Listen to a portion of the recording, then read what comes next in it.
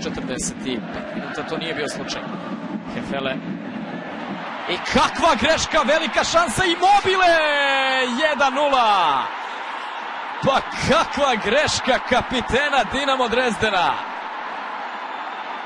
Ovakvu grešku je čekao Dinamo Drezden od strane igrača Borussije Dortmund.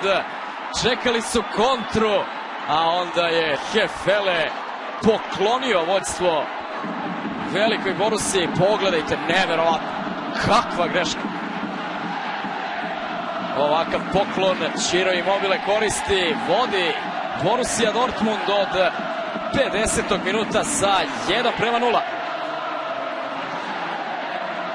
Bez greške je odigrao Michael Hefele 50 minuta i onda je napravio ovu tragičnu grešku.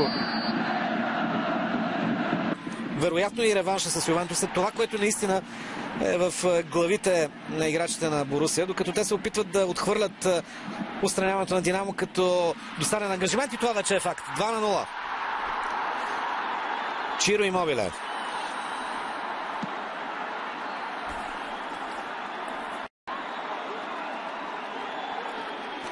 Просто в крайна сметка отбора на Борусия се оказа твърде голямо предизвикателство за Динамо Дрезден. 2 гола от страна на италианец Ciro Immobile, героя на Борусия Дортмунд в тази среща.